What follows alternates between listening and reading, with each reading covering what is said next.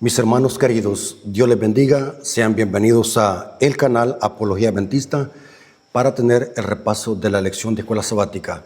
Espero que sea de bendición, que podamos crecer en conocimiento y podamos aprender más de la palabra de Dios. Antes de ello, vamos a orar para que Dios sea el dirigente de esta clase. Vengamos de rodillas. Bendito Señor que estás en el cielo, santificado sea tu nombre. Invocamos tu presencia para que nos guíe toda verdad, tal como dice la promesa. Bendice tu pueblo, que podamos crecer en conocimiento y podamos aprender de los hermosos consejos que viene hablando la lección de escuela sabática. Danos discernimiento y sabiduría, te lo suplicamos en el nombre de Jesús. Amén. Ok, hermanos y amigos, bienvenidos al canal Apología Adventista para profundizar en la lección de escuela sabática. Recordemos de que la lección de escuela sabática viene hablando de la importancia de profundizar en las Escrituras. De eso venía hablando la semana pasada. Hoy vamos a hablar de guerreros en la oración. Es la lección número 6. La lección número 6 trae como título Guerreros de oración. La importancia de la oración en la vida del creyente. Un creyente sin espada y sin el poder de la oración, sin el poder del Espíritu Santo, es vencido fácilmente por el enemigo. Por eso, hermanos, las dos armas del cristiano es la palabra de Dios y la oración. Dice el Salmo 116, versículos 1 al 2. Amo al Señor porque ha escuchado mi voz y mi súplica, porque ha inclinado a mí su oído, por eso lo invocaré mientras yo viva. Noten, hermanos, la importancia de la oración. La oración, yo le llamo, es como una recarga para nuestra batería. La oración nos capacita para poder soportar nuestras pruebas.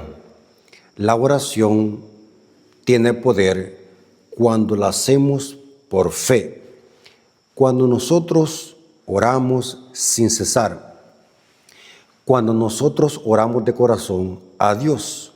La oración nos une con el trono de la gracia. Aquí el escritor o el salmista está supremamente agradecido con Dios porque Dios escuchó su súplica. Dice acá, si casi no habláramos con tu mejor amigo o con tu cónyuge, tu relación con esa persona pronto se malograría y surgirían problemas.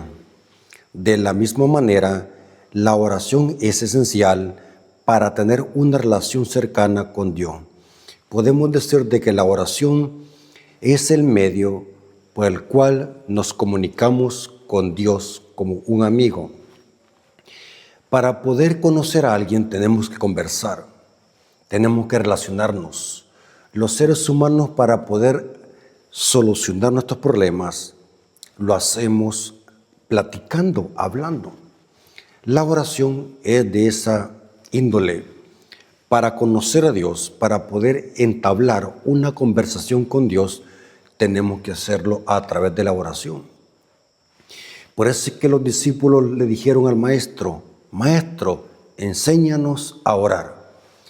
Porque los discípulos comprendieron de que todo aquel que ora a Dios es un cristiano victorioso en el conflicto entre el bien y el mal.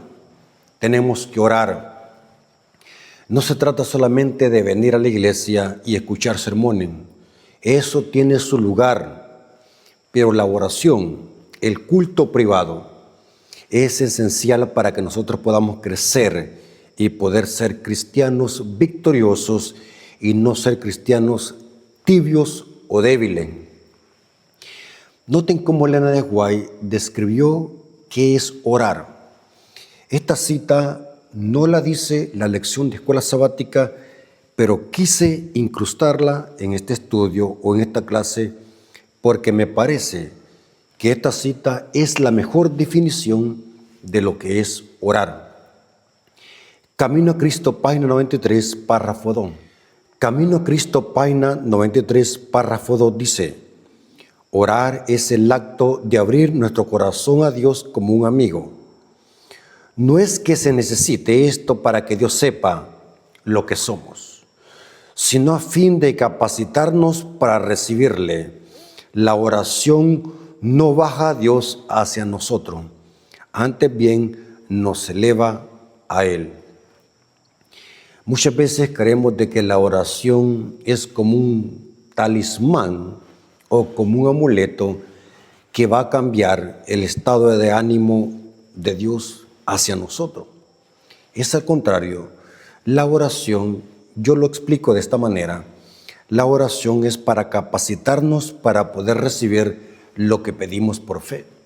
Antes de orar, Dios lo sabe todo. La oración simplemente es para capacitarnos. No es porque Dios necesite de nosotros, Dios no necesita de nada. Nosotros somos los que necesitamos de Él. La oración para eso sirve, es una recarga de batería, Él nos capacita la oración para poder recibir todas las promesas de Dios. Ahora, es interesante que esta semana aprenderemos varias lecciones de algunos personajes bíblicos que oraron y fueron guerreros de Dios. Vamos a ver el primer personaje que la Biblia lo recalca o le enfatiza mucho. El día domingo viene hablando del siervo Daniel, el fiel Daniel. La palabra Daniel o el nombre Daniel es un nombre compuesto. Dan significa juez y en hebreo él es Yahweh. En otras palabras, Daniel significa Yahweh o Jehová es mi juez. En efecto, en el libro de Daniel encontramos el juicio, el gran Yom Kippur, que está prefigurado por el Yom Kippur del santuario de Levítico 16. Eso lo podemos ver en Daniel capítulo 7, versículos 7 hasta el 14. Lo vemos también en Daniel 8, 14. Por eso es que es importante que comprendamos de que los nombres tienen significado. Daniel significa Jehová es mi juez. ¿Quién era Daniel? Saben, hermanos, que la Biblia dice que Daniel era un siervo fiel. No se dice nada malo sobre Daniel. Era una persona que amaba de todo corazón a Dios. Era una persona obediente a los mandamientos de Dios. Y esto es más interesante. Daniel era un ferviente en la oración. Era un gran orador. Vamos a ver lo que dice Daniel 2, versículos 20 al 23. Noten que Daniel dependía estrictamente de Dios. Y Daniel se comunicaba con Dios estando en Babilonia a través de la oración. Vale la pena mencionar que también Daniel provenía de hogares donde conocían la Torá, la ley. O sea que Daniel y los 3 hebreos provenían de hogares cristianos que temían a Dios y respetaban su ley. Cuando Daniel y los 3 hebreos llegaron a Babilonia, ya llevaban su carácter formado. El carácter no se forma en tiempo de crisis. Ahí refulge el carácter. El carácter se forma diariamente a través de la oración y el estudio de la palabra. Vamos a ver que el carácter de Daniel, la vida, el estilo de vida de Daniel era una vida de oración. Daniel capítulo 2, versículos 20 al 23. Y Daniel habló y dijo: sea bendito el nombre de Dios de siglos en siglos.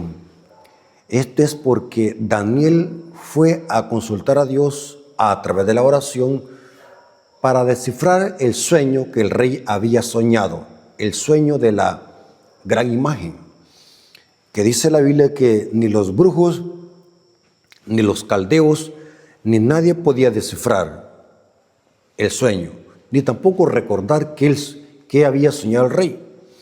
Y Daniel fue a consultar donde Dios a través de la oración. Y es interesante que el rey Nabucodonosor se quedó impactado ver el conocimiento y la sabiduría que había en Daniel. ¿Pero por qué? No es porque en Daniel había algo que no se podía conseguir en ningún lado. Simplemente Daniel era un hombre de oración. Y dice que aquí Daniel, cuando Dios le reveló el sueño, glorificó a Dios. Y Daniel habló y dijo: sea bendito el nombre de Dios y de siglos en siglos, porque suyos son el poder y la sabiduría. Se entiende que aquí Daniel está orándole a Dios, está glorificando a Dios. Él muda los tiempos y las edades, quita reyes y pone reyes, da la sabiduría a los sabios, la ciencia a los entendidos, y revela lo profundo y lo escondido. Conoce lo que está en tiniebla. Esto se llama soberanía de Dios, y con él mora la luz. A ti, oh Dios, de mis padres. Noten que se entiende que es una oración que está haciendo aquí Daniel. A ti, oh Dios de mis padres, te doy gracias y te alabo, porque me has dado sabiduría y fuerza, y ahora me has revelado lo que te pedimos, pues nos has dado a conocer el asunto del rey, el sueño. Noten que Daniel, porque tenía el Espíritu de Dios, Daniel le descifró lo que el rey soñó y lo que significaba el sueño. ¿Pero por qué? Porque Daniel era un hombre de oración. Recuerden, oración. Dice la lección acá: Daniel es uno de los grandes héroes de la Biblia. Sin duda, recordamos el comienzo y su historia, Daniel 1. Daniel propuso en su corazón no contaminarse con la comida ni el vino del rey, porque dice Flavio Josefo, y lo dice Genofonto y Heródoto, que la comida principal de Babilonia era el cerdo, y aparte que era comida sacrificada al dios Marduk, el dios principal de Babilonia. Daniel con los 3 hebreos propusieron en su corazón, o sea, esto se llama convicción y conversión, propusieron en su corazón no contaminarse con la comida ni la bebida del rey. Eso dice Daniel 1:8. Él y sus 3 amigos recibieron de Dios conocimiento e inteligencia en todas las letras y ciencias de Babilonia. Además, Daniel tuvo entendimiento en toda visión y sueños. Daniel 1:17. La Biblia dice que Daniel era sabio. Daniel 1:20 y Daniel 2:14. Dice acá, porque el Espíritu de Dios estaba en él. Daniel 4:9. Y que era muy amado por el cielo. Noten, esto es interesante cómo la Biblia enfatiza este punto. Era amado por el cielo. Daniel 9:23. Estos son algunos de los rasgos de un hombre que tenía una conexión sólida y constante con Dios. Por eso, hermanos, la gente tiene razón en llamarnos sabáticos. Muchas veces la gente tiene razón, porque muchas veces durante toda la semana andamos actuando y hablando como impío. Nos vestimos como impío, comemos como impío. Y en el sábado estamos como palomitos que no quebramos ningún plato. Eso no es ser cristiano, hermano. Aquí dice que Daniel tenía una conexión íntima y constante con Dios. No era como nosotros de sabático. No era de este tipo de cristianismo que reflejamos nosotros. Oye, este hombre sí era un hombre de Dios, temeroso de Dios, que tanto que la Biblia dice que era muy amado por el cielo. Ahora, es interesante que la lección dice: los años pasaron y distintos reyes ocuparon el trono de Babilonia, pero Daniel siguió siendo un valorado consejero de la corte del rey. Esto también me llamó la atención. Vino un rey, vino otro rey, vino otro rey en Babilonia y Daniel no cambió para nada. Las circunstancias no tienen que cambiar nuestro carácter. Dice un dicho: los hombres pueden hacer cosas malas.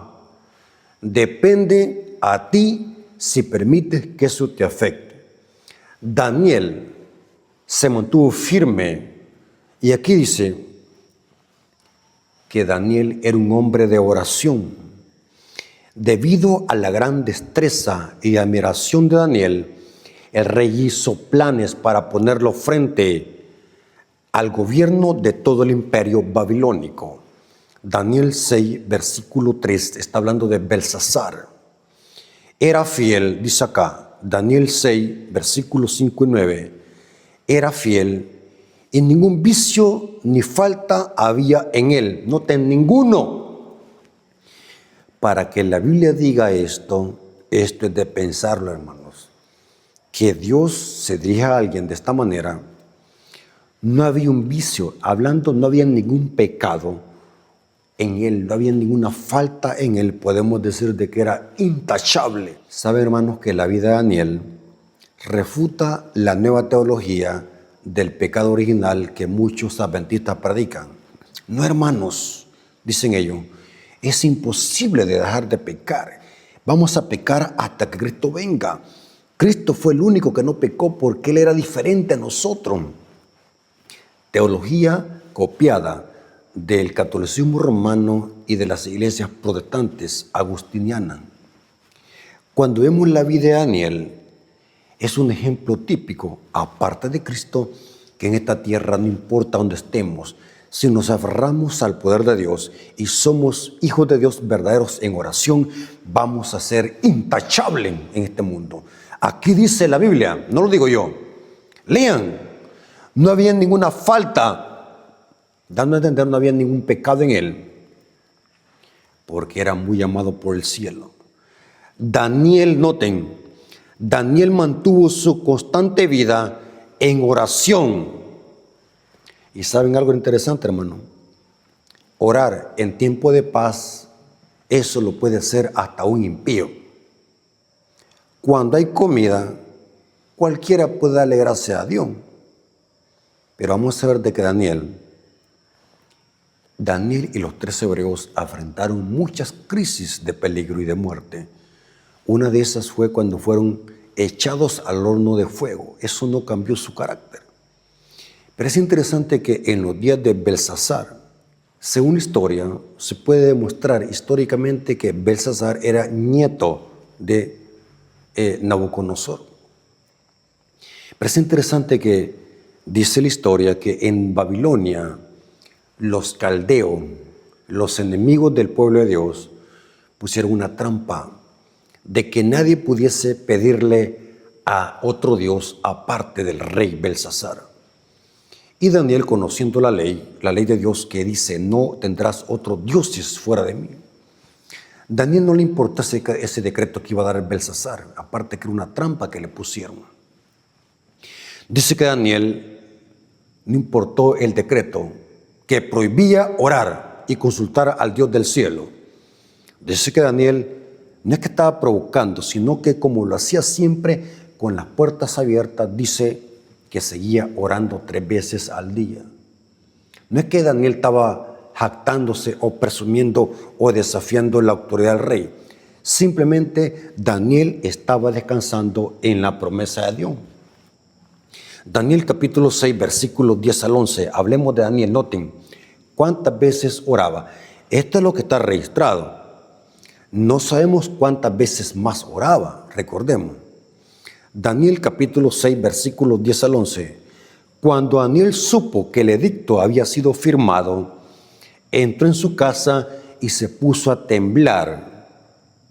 ¿Será que eso le pasó a Daniel? Como cuando está haciendo frío, que las patitas tiemblan y la quijada porque está haciendo frío, pero en este caso podría ser de miedo.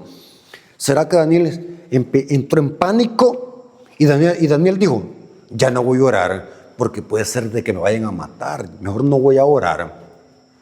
Voy a hacerle caso al edicto del rey. Daniel sabía perfectamente bien de que el rey Belsasar se estaba metiendo en una esfera que no le correspondía y allí no se le podía obedecer. Y noten qué hacía Daniel. Y abiertas las ventanas de su cámara que daban hacia Jerusalén, se arrodillaba 3 veces al día y oraba dando gracias delante de su Dios, como solía hacer antes. O sea, era un hábito, no es que estaba desafiando al rey ni al edicto, sino que esto era un hábito que hacía Daniel. Y aquí dice, entonces juntaron a aquellos hombres, noten, entonces los enemigos, noten, se juntaron y hallaron a Daniel, parece que lo estaban espiando, orando y rogando en presencia de su Dios. A la luz de esta historia, ¿cuán fundados son tus excusas para no orar? La Biblia no dice orar solamente cuando tengas comida, orar cuando tengas todos en la familia sanos y felices, orar solamente cuando tengas un buen trabajo. La Biblia dice orar en todo tiempo, orar sin cesar. No hay ninguna excusa. Así como no hay ninguna excusa para no estudiar la Biblia, como vimos la semana pasada, tampoco hay ninguna excusa para orar. Oremos, hermanos. Hagamos oraciones preventivas. No sabemos qué nos puede pasar en la calle cuando salgamos de la casa. Hagamos oraciones preventivas. Ahora pasemos al día lunes. El día lunes dice la postura correcta en la oración. La pregunta es, ¿cuál es la postura correcta para la oración? ¿Cómo debemos tener una postura? Bueno, vamos a ver qué es lo que dice la Biblia y el espíritu de profecía. Ahora, yo saqué aquí alguna información que quiero que le expliquemos con detalles para que pueda quedar claro este punto. No existe una regla de postura para la oración. O sea, no hay ninguna regla. Solamente así vas a orar. Si oras de esta manera estás pecando. No existe ninguna regla de postura, ya que eso depende de las circunstancias, lugar y situación en la que la persona se encuentre a la hora de orar. En la Biblia tenemos siervos de Dios que hicieron oraciones de diferentes posturas, unas de pie, otros sentados, otros acostados, y lo hacían con los ojos abiertos. La postura de orar con los ojos cerrados proviene de Martín Lutero. Oramos con los ojos cerrados para concentrarnos, para que no vayamos a ser distraídos por algo o por nadie. Pero la oración con los ojos cerrados proviene de la Reforma Protestante y eso es muy bueno. Los adventistas y la mayoría de cristianos heredamos muchas cosas buenas de la Reforma Protestante. Ahora, pero es interesante que la Biblia no dice cuál es la postura correcta para orar, ya que eso depende de la circunstancia de cada persona. Por ejemplo, yo no le puedo decir a una persona que esté inválida que se arrodille, porque depende cómo la persona sea su circunstancia o su situación o el lugar donde está.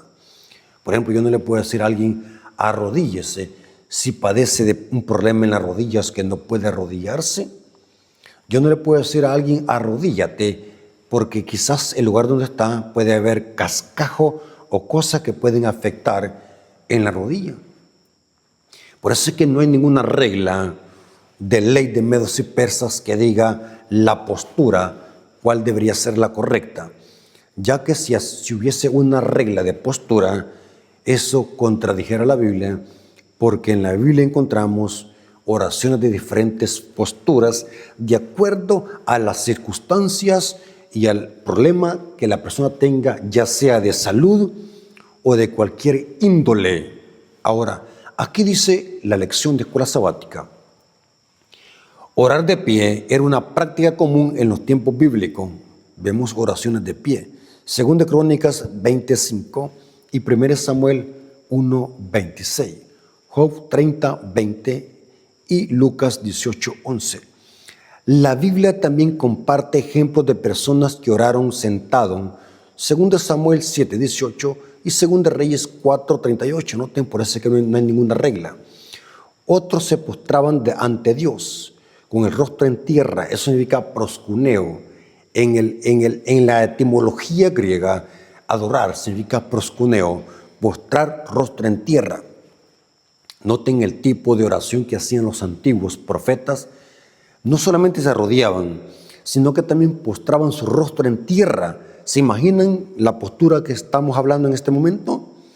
Vemos de que la adoración que hacemos nosotros no se parece en nada al tipo de adoración que hacían los antiguos profetas y los hebreos, porque postraban su rostro en tierra, símbolo de reverencia y humildad. Aunque esta postura estaba más asociada a la sumisión ante un superior, 1 Reyes 1:47 y Marcos 14:35. Ahora, aunque la Biblia no da una regla imperativa de postura, la postura más común que resalta la Biblia es de rodilla, siempre y cuando podamos hacerlo. El hecho de arrodillarse es una actitud de sumisión que expresa una disposición humilde. Saben de que la palabra proscuneo en el strong, en la etimología, en la gramática, en la sintaxis, se asemeja cuando un perro lame la mano a su amo. Esa es la connotación etimológica que da la palabra proscuneo, como lo que hace un perro cuando le lame la mano a un amo. Presenta una profunda humillación. Cuando los profetas adoraban a Dios, postraban su rostro en tierra.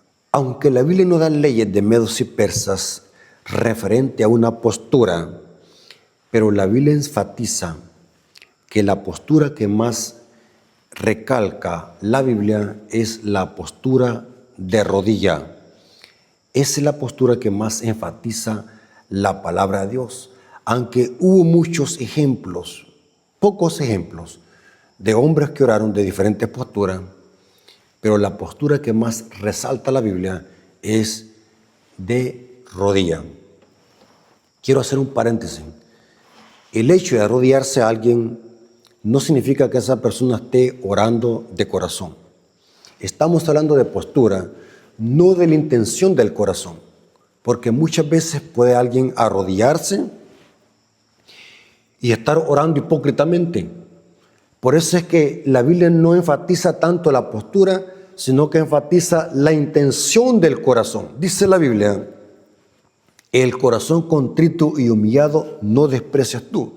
O sea que antes de discutir la postura, recordemos de que Dios mira nuestra intención por la cual estamos orando, si es verdaderamente o si es hipócritamente.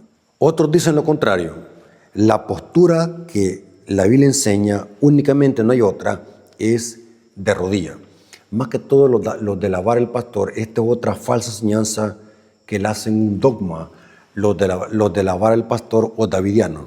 Ellos dicen que solamente de rodillas, y de rodillas no importa dónde, no importa cómo, siempre tiene que ser de rodilla, porque si alguien lo hace de pie, está en rebelión contra Dios y manipulan lo que pasó con el fariseo y el publicano. Ellos dicen de que los fariseos estaban orando de pie, y orar de pie es orar como los fariseos. Dicen los davidianos, eso se llama manipular la Biblia.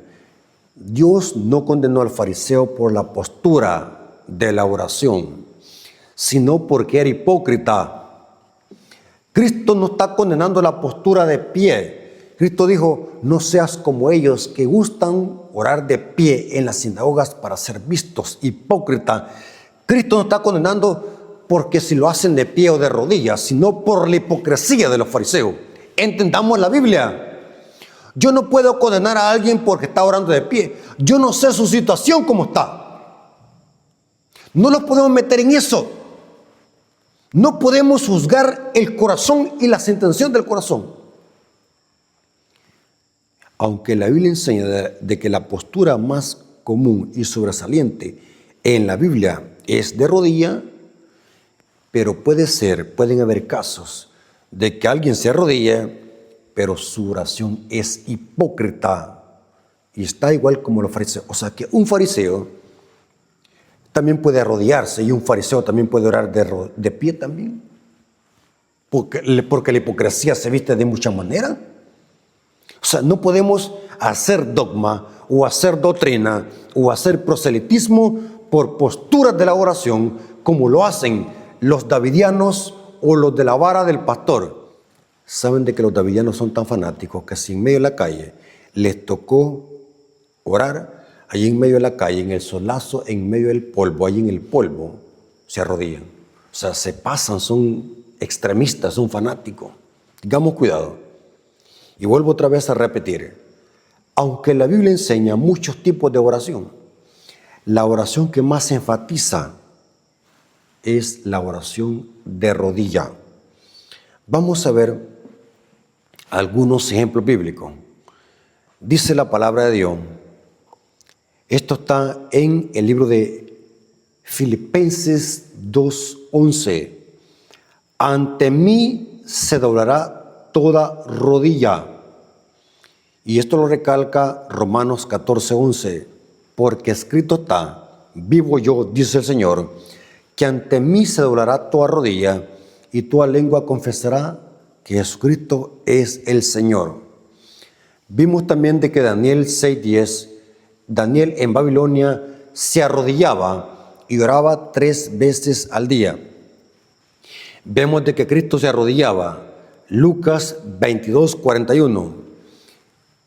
Y él se apartó de ellos a distancia como de un tiro de piedra, y puesto de rodilla, oró. Noten que el maestro oraba de rodilla.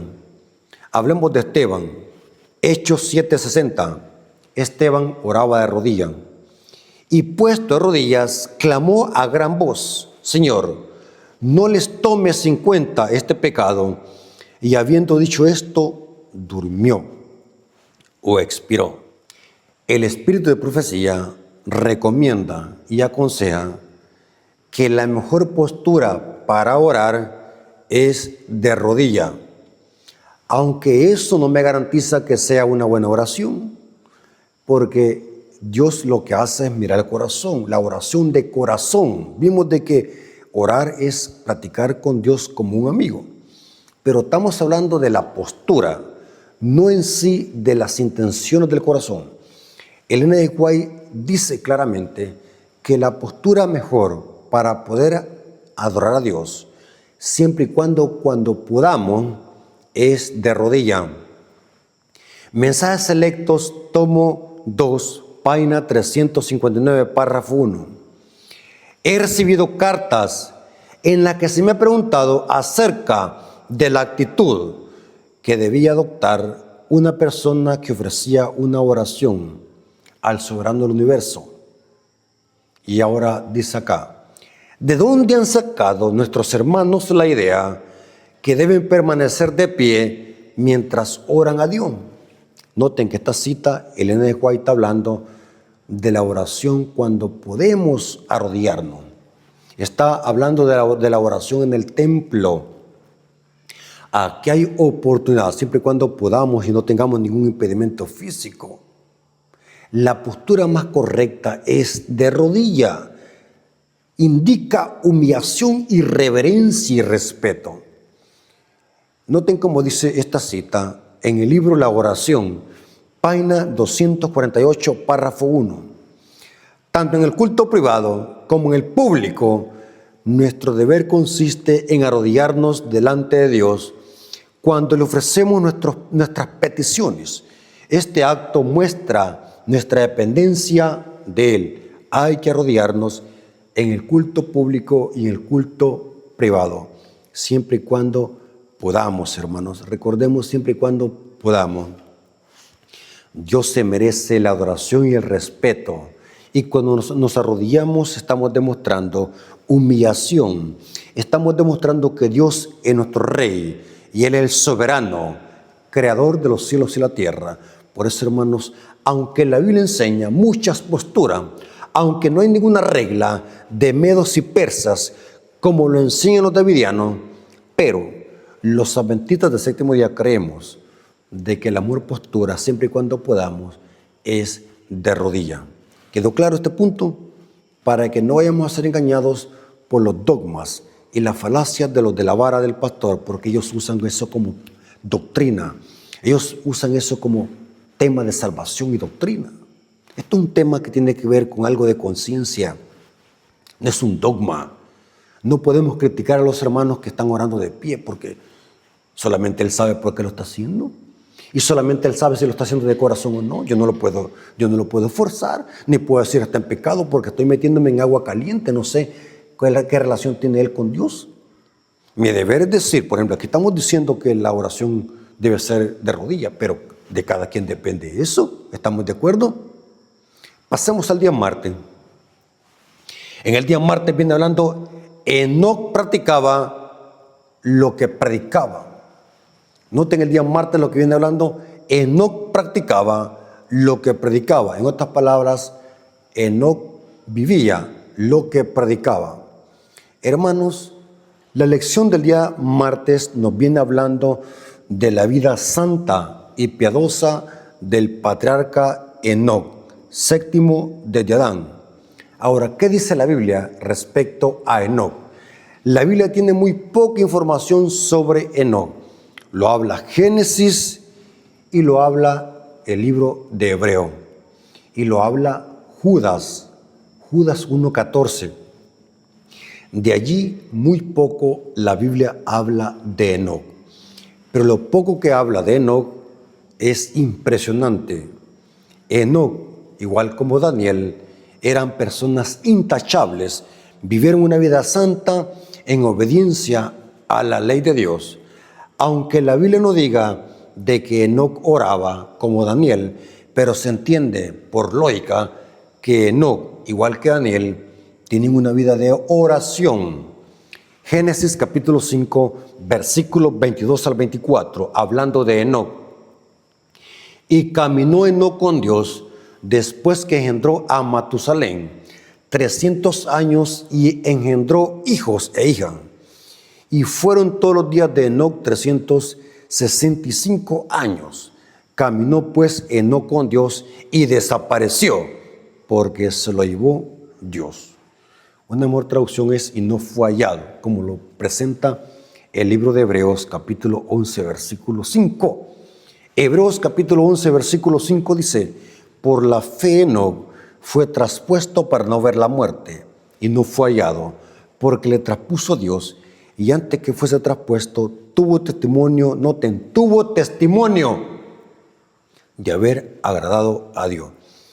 Ahora, la lección de este día nos viene hablando de la importancia de vivir lo que profesamos, algo que escasea entre nosotros. Yo explicaba en un tema, si a pesar de que tenemos un mensaje precioso, que ninguna iglesia lo tiene, a pesar de que decimos que somos el pueblo remanente, que predicamos la verdad presente, los mensajes de los 3 ángeles, ¿por qué el papado no persigue a la iglesia? Dice el conflicto de los siglos en el primer capítulo, que se llama La fe de los mártires, dice que la única razón por la cual la iglesia no es perseguida es porque vive igual que el mundo y no despierta oposición. O sea que estamos peor que el mundo. ¿Por qué? Porque ya no conocen lo que nosotros conocemos. Dios nos considera más culpables porque conociendo y no lo vivimos. Por eso, hermanos, Dios tiene un reproche para la Odisea. Es un gran baldón para los laodicenses, porque no vivimos lo que profesamos. Nos hemos vuelto como las hojas de higuera. Somos hojas, pero sin fruto. El mensaje del día martes es de que es hora que vivamos lo que predicamos. Es hora que como iglesia no regale el tema a otro. Póngase usted aquí. Es hora que nosotros podamos vivir el evangelio y que la gente pueda ver reflejado a Cristo en nuestra vida y poder cumplir lo que dice Pablo, somos carta leída. Que la gente desee abrir la carta y leerla. Que la gente sienta esa necesidad de poder abrir el sobre y leer esa carta. Tenemos que tener esa presentación de ser cartas que la gente necesite leer para poder leer a Cristo en nuestra vida. Enoc, dice la Biblia, que caminó con Dios. ¿Qué es caminar? ¿Saben de qué esta palabra caminar se puede usar intercambiable en la Biblia? Caminar con andar. Caminar significa andar en obediencia a los mandamientos de Dios. Salmo 119, versículo 1. Bienaventurados los perfectos de camino, los que andan o los que caminan en la ley de Jehová. Pero dice el libro de Hebreos 11:5 que Enoc agradó a Dios. ¿Qué es agradar a Dios? Vamos a ver de que esta palabra, agradar a Dios, se asocia con guardar los mandamientos. 1 Juan 3:22 dice, 1 Juan 3:22, y cualquier cosa que pidiéramos, la recibiremos de Él, porque guardamos sus mandamientos y hacemos las cosas que son agradables delante de Él. O sea que agradar a Dios significa guardar sus mandamientos. ¿Por qué mucha gente hoy no quiere saber nada de la iglesia? Por nuestro mal testimonio. ¿Por qué muchos adventistas les da vergüenza ir a visitar a su vecino? Por el mal testimonio.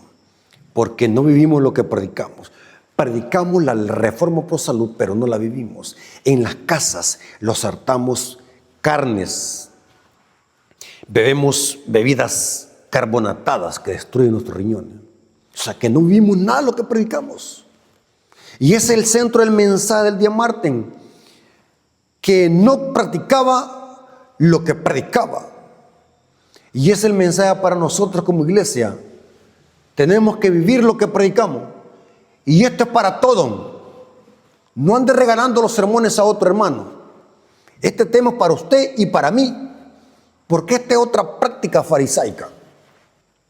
Que andamos señalando a otro en su vida personal. Mientras hay 4 dedos que nos señalan a nosotros. El tema de la lección es para que reflexionemos cada uno de nosotros. No es para que regalemos el tema. No ande regalándolo. Diga, esto es para mí. Dios me está hablando.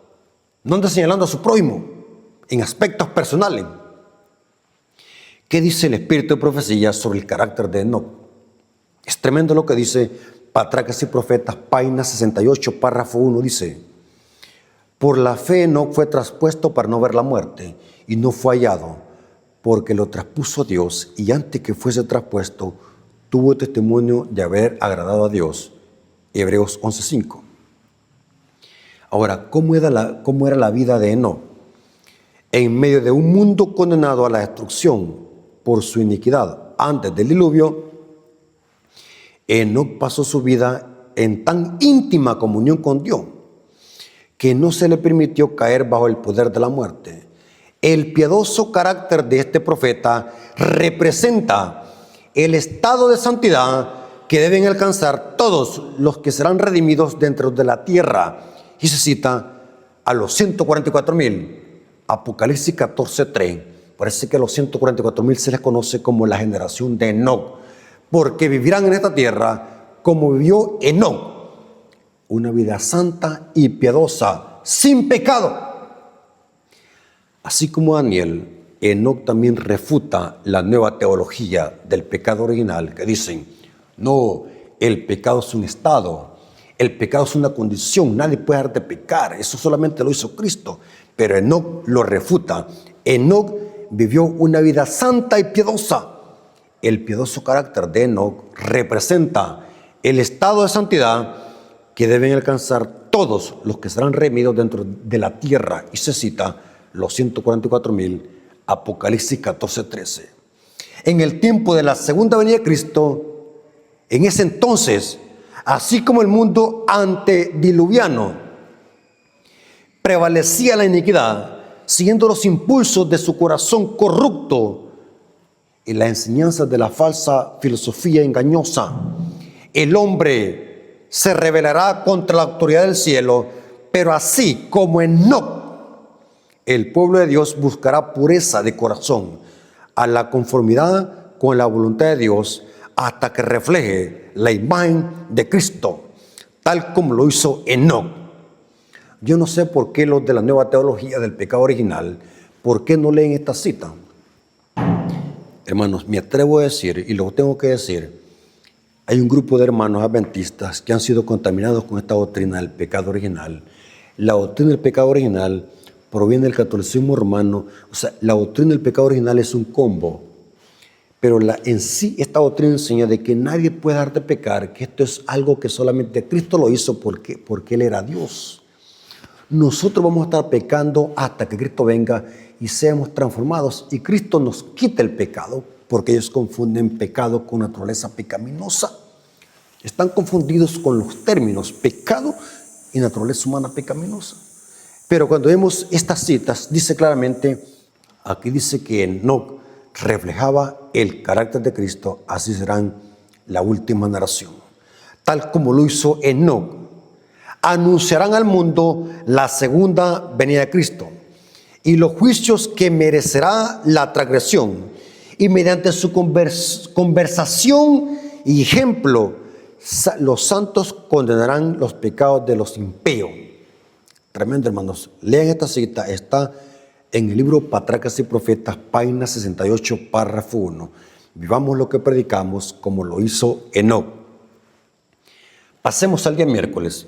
En el día miércoles viene hablando de otro profeta, de otro siervo de Dios, voraz en la oración. Moisés. Moisés era un gran voraz en la oración. La oración, para que tenga eficacia en nosotros, debemos de vivir en armonía con lo que pedimos. Esto es importante, este tema. Quiero hacer este en paréntesis. Un ejemplo de la importancia para que la oración tenga efecto en nosotros y Dios conteste nuestra oración de acuerdo a su voluntad.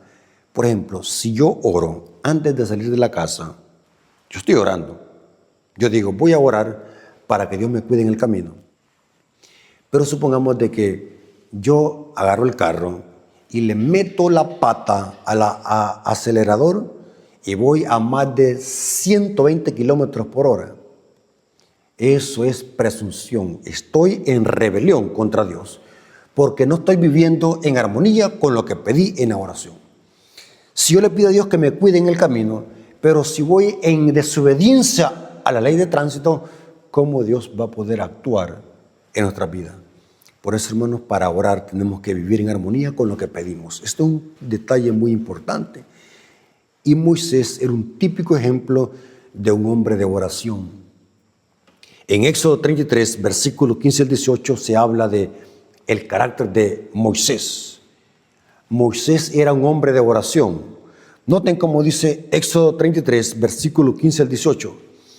Y Moisés respondió, aquí es cuando Moisés le pide a Dios que quería ver su gloria. Moisés quería ver el carácter de Dios, quería ver quién es Dios. Noten el grado de santidad al que había llegado Moisés. Saben, hermanos, que Moisés, aparte que era un hombre de oración, la Biblia enseña de que Moisés es un tipo de Cristo en el sentido de la intercesión. Moisés era un hombre fiel a Dios, que dice la Biblia que Moisés hablaba con Dios cara a cara. Y llegó un momento donde Moisés quería ver a Dios directamente. Noten al estado de santidad que Moisés había llegado. ¿Pero por qué? Porque era un hombre de oración. Era un hombre que pasaba en constante comunicación con Dios a través de la oración. Inclusive la Biblia dice que había una tienda de reunión. Eso fue antes de que existiera el tabernáculo. Había una tienda de reunión. Tienda de reunión y tabernáculo son dos cosas distintas. Dice la Biblia que en la tienda de reunión Moisés iba constantemente a platicar con Dios. Se entiende que era a orar. Y dice Éxodo 33, versículos 15 al 18, hablando del carácter de Moisés. Y Moisés respondió, si tu presencia no ha de ir conmigo, no nos saque de aquí. Esto es cuando estaban en Horeb. ¿Y en qué se conocerá aquí que he hallado gracia en tus ojos, yo y tu pueblo? Aquí está Moisés intercediendo por el pueblo de Israel. sino en que tú andes con nosotros y que yo y tu pueblo seamos apartados de todos los pueblos que están sobre la faz de la tierra. Jehová dijo a Moisés: también haré esto que has dicho, por cuanto has hallado gracia en mis ojos y te he conocido por tu nombre. Esto significa carácter, el nombre es carácter. Él entonces dijo: te ruego que me muestres tu gloria. Noten, para que Moisés pidiese esto a Dios es porque Moisés era un hombre santo. Que esta petición no la puede pedir cualquiera, hermanos. Para que alguien le diga a Dios: quiero ver tu gloria, es porque Moisés tenía ese deseo ardiente en su corazón, que lo impulsaba a estar cada día cerca de Dios. Que llegó un momento donde Moisés ya quería ir más allá. Quería conocer a Dios y revelar su carácter. Esta es una evidencia que Moisés vivía en santidad. Hablaba con Dios cara a cara, sin verlo directamente para no morir, pero Moisés hablaba cara a cara con Dios. Noten como dice Éxodo 33, versículos 20 al 23. Dijo más: no podrá ver mi rostro, porque no me verá hombre y vivirá. Y dijo aún Jehová: he aquí que un lugar junto a mí, y tú estarás sobre la peña, y cuando pase mi gloria, yo te pondré en una hendidura de la peña, y te cubriré con mi mano hasta que haya pasado. Después apartaré mi mano, y verás mi espalda, mas no verás mi rostro. Los teólogos le llaman esto antropomorfismo, dar figuras humanas a la deidad. No sabemos qué es lo que pasó en este acontecimiento. El profeta, para poder explicar con sus palabras humanas, explica y le da a Dios figura humana de espalda que le tapó los ojos con sus manos, pero no sabemos a ciencia cierta lo que pasó. Lo que sí vemos desde que Dios, de alguna manera, cubrió a Moisés para que no mirase a Dios directamente, porque nadie puede mirar a Dios directamente y vivir por el pecado. Morimos directamente. Pero Moisés hablaba con Dios cara a cara. Por eso en la Biblia Moisés es una tipología de Cristo. Incluso el ministerio de Moisés es una tipología de Cristo y del plan de salvación. Moisés muchas veces intercedió por su pueblo y por muchos miembros de su familia. Intercedió por Aarón. Intercedió también por María, su hermana. Noten, Moisés simboliza a Cristo. Moisés es un tipo de Cristo. Lo más sorprendente de la intercesión en favor de María es que Moisés fue el destinatario de su maltrato y envidia. Él pudo haber permitido que Dios diera a María y a Aarón el castigo que merecían. Noten, en cambio, perdonó a su hermana e intercedió por ella. Qué poderoso reflejo de gracia perdonadora de Dios con los pecadores se ve aquí en las acciones de Moisés. Por eso es que Moisés es tipología de Cristo. Es una tipología de Cristo. Hay una perfecta tipología entre Moisés y Cristo. Solamente ahí podemos hacer un sermón y una cátedra entre Moisés y Cristo. Hay un paralelo exacto y perfecto. La única diferencia es de que Moisés no era Cristo, pero por lo demás, Moisés es una tipología casi perfecta de Cristo. Ahora vamos a ver lo interesante. Pasemos al 19. Moisés intercede por una nación. Esto es sorprendente, hermano. Yo puedo interceder por mi familia, por un pariente cercano, pero por una nación entera, esta es otra cosa. Por eso es que Moisés simboliza a Cristo. Moisés intercede por su pueblo Israel. ¿Se acuerdan lo que pasó al pie del monte Sinaí, donde Israel cayó en apostasía y en rebelión y empezaron a adorar un becerro en nombre de Jehová? Y quien indujo a esa apostasía fue el hermano de Moisés, Aarón, que quedó de comandante. porque Moisés había subido al monte a traer las tablas. ¿Noten qué interesante? Y cuando Moisés bajó, había que gran rebelión y apostasía, dándole culto al dios toro, Apis, Egipto. Era el dios toro de los egipcios. Y Moisés empieza a interceder por el pueblo. Y fue sorprendente lo que dijo Moisés. Éxodo 32, versículo 31 al 32. Éxodo 32, versículo 31 al 32. Entonces volvió Moisés a Jehová y dijo: te ruego pues que este pueblo que ha cometido un gran pecado, porque se hicieron dioses de oro, que perdones ahora su pecado. Y si no, ráeme, o sea, quítame, bórrame del libro de la vida. Está hablando del libro de la vida. Aquí dice: ahora de tu libro que has escrito, se infiere que es el libro de la vida, donde está escrito todos los que creen en el Señor. Moisés intercede por su pueblo, así como Cristo es nuestro intercesor, porque Moisés es un tipo de Cristo. Saben de que Israel merecía la muerte por haber caído en esta extrema idolatría de adorar un toro, de adorar a Dios a través de un toro. Pero Moisés intercede por el pueblo de Israel, igual como Cristo. ¿Qué es lo que merecíamos nosotros por haber pecado? La muerte. Pero saben, hermanos, que Cristo dijo en la cruz: Padre, perdónalos porque no saben lo que hacen. Nosotros creemos de que Cristo estaba hablando solamente de los que lo estaban crucificando ahí literalmente. Pero tu pecado y el mío crucificaron a Cristo. Cristo en la cruz oró por nosotros: Padre, perdónalo porque no saben lo que hacen. Fue tu pecado y mi pecado que mató al Mesías. Y aún así Cristo intercedió por nosotros, pidió misericordia para que el Padre no los destruyese en ese instante. Pero lo merecían. Pero Cristo intercedió por los pecadores. Y sigue intercediendo por su pueblo, por sus hijos. En el santuario celestial, Cristo intercede únicamente por sus hijos, por su pueblo.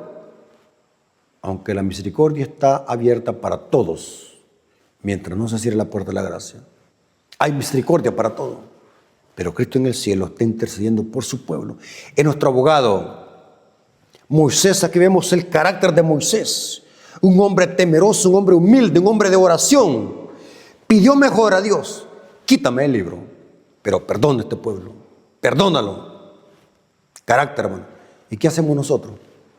Con solamente que un hermano nos ofenda, ya andamos en los tribunales y en los jurados o en las cortes demandándolo. Somos grandes imbéciles, disculpen la palabra, hermano. No queremos perdonar a quien nos ofendió. Somos débiles, somos inmaduros. No tenemos ese carácter que por cualquier cosa guardamos enemistad, somos implacables. El carácter de Moisés refleja un carácter santo y sin mancha. O sea, Moisés llegó a un estado de santidad para que la Biblia diga que hablaba con Dios cara a cara. No es tan fácil. Mire qué interesante. Podemos aprender mucho de la vida de Moisés a lo que se refiere en la oración. Un ejemplo, aquí la lección viene hablando. Moisés sentía profundo amor por Dios y tenía una idea clara del carácter divino. Moisés tenía claro quién era Dios. Moisés fue valiente, fiel al aferrarse a Dios. Este es otro punto muy importante. Moisés se aferraba a Dios, confiaba en Dios. Moisés recordó a Dios su pacto para que no destruyese a Israel. Moisés muchas veces recordó las promesas hechas a los patriarcas en favor de Israel. Noten, Moisés aceptó la respuesta de Dios a sus oraciones. Estar en estrecha relación con Dios no significa automáticamente que siempre obtendremos lo que deseamos, pero Dios siempre contesta. Porque la oración no es para manipular a Dios, sino para aceptar la voluntad del Creador. Memorícese eso. La oración muchas veces no va a ser contestada como nosotros queremos. Una hermana me dice: tengo tiempo de estar orando por un milagro y Dios no me contesta. Yo le dije: no, hermana. Si Dios no le ha contestado, esa es una respuesta. El silencio de Dios es una respuesta. Ya le contestó. Porque Dios actúa de acuerdo a su tiempo. Dice el profeta, porque mis pensamientos no son como los tuyos. Siempre Dios contesta, pero no conforme a nuestra voluntad, sino conforme a la de Él. Por eso que Cristo dijo cuando fue a orar en el huerto de la Getsemaní, Padre, que se haga tu voluntad. No pensemos manipular a Dios con nuestra oración. Recordemos, aceptemos los planes de Dios, porque Dios sabe lo mejor para nosotros y va a responder de acuerdo a su voluntad cuando Él quiera. Saben, hermanos, que para terminar, Moisés es un tipo de Cristo. Pablo lo dice. 1 Corintios capítulo 10, versículo 1 al 4. 1 Corintios capítulo 10, versículo 1 al 4. Porque no quiero, hermanos, que ignoréis que nuestros padres todos estuvieron bajo la nube. Está hablando de lo que pasó con Israel cuando salió de Egipto a la tierra prometida.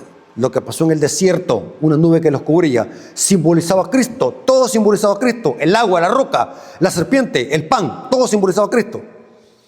Porque no quiero, hermanos, que ignoréis que nuestros padres todos estuvieron bajo la nube y todos pasaron en el mar y todos en Moisés fueron bautizados en la nube y en el mar y todos comieron del mismo alimento espiritual y todos bebieron de la misma bebida espiritual, hablando de la roca, la piedra de Oreb, porque bebían de la roca espiritual que los seguía y la roca era Cristo. Noten cómo Pablo compara a Moisés con Cristo. Hermanos, Dios les bendiga. Espero que los consejos de esta lección podamos ponerlos en práctica. Ser hombres de oración, ser hombres humildes y mansos, vivir lo que predicamos, vivir lo que profesamos, para que podamos reflejar plenamente el carácter de Cristo. Dios tenga misericordia en nosotros y que nos pueda dar la victoria sobre nuestras luchas. Vengamos de rodillas para orar. Gracias, Padre bendito, por tu palabra. Gracias por estos consejos de tu palabra. Gracias porque nos has exhortado con estos hermosos consejos.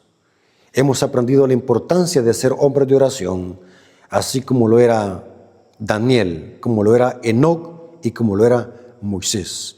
Gracias, Padre, por tu amor y tu misericordia. Te lo agradecemos en el nombre de Jesús. Amén. Mis hermanos queridos, recuerden siempre, si aún no se han suscrito al canal, háganlo, porque para nosotros es muy importante esto. Pero más importante es que los videos los mire, los comparta y también comente los videos para que así este ministerio pueda crecer y podamos alcanzar a muchas almas con la verdad presente. Así que Dios me los bendiga. Saludos a todos los hermanos. Maranata.